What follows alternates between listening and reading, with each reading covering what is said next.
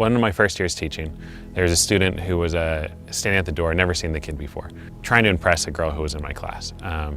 The bell rang. I told him, hey, get to class. Called security. Security didn't end up bringing him to class. They brought him to the front office for some discipline. There was no admin to talk to him at the time. So when I went up at the end of the day to go check on this kid and figure out like what happened, they told me they had referred him to the on-campus cop. When I went to go talk to the cop, told me that this student had admitted to threatening me and then pushed the cop, and he's now going to be booked and probably going to juvenile hall. I look at that kid and the fact that his whole life trajectory changed because of a phone call I made, because of the fact that there was an administrator who was not able to talk to him because there was a cop on our campus. If there was not a cop there, if there was a psychiatrist, if there was a counselor, if there was anyone besides a cop, that kid is back on campus that next day. That kid might have graduated from our school. That kid might be doing college and all sorts of great things at this point. And we derailed his entire life because there was a cop on our campus.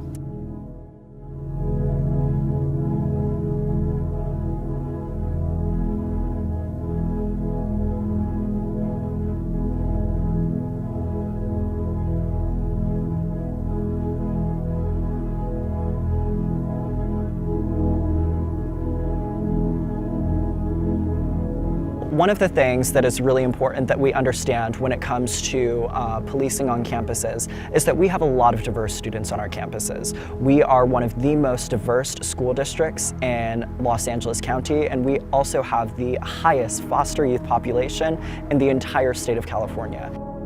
It's almost exploitative to be ready to arrest these students when we know that they're vulnerable. I got expelled for fighting, but it was because I was being bullied throughout my whole term at Eastside High School. It was a bit of a culture shock when we moved there. Went to a probationary school called Phoenix, where it is predominantly controlled by, police officers, and it was like a personal relationship we had with the sheriff. And I feel like we could have had a personal relationship with a counselor, or, took other steps or had other programs available. We need more mental health, people who are trained in how to deal with mental health issues. I see my students, they come to me, they have conversations with me. I'm going through these things.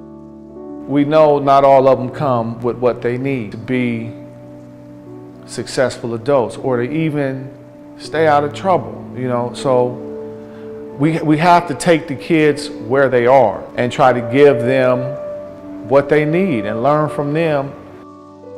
When you're spending money trying to enforce a population, what you're saying to that population out the gate is, we see you as criminals. We see you as less than. Don't spend $1.6 million trying to create a culture that's going to protect students, create a culture that's going to nurture students to grow.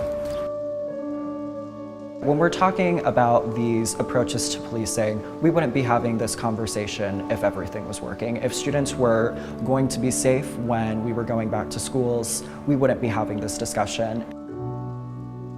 It's not just about a certain population in this district. There's a lot of other kids that we should be thinking about when we're making these decisions, and listening to those voices.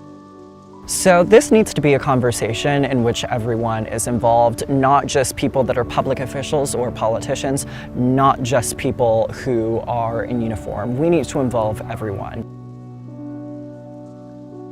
We want our campus to be a safe place. I don't want shootings to happen. I don't want anything like that.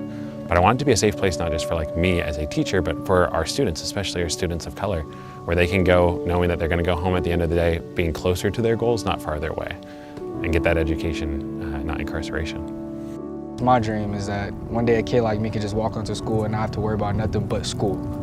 So yeah, that's how I feel about it.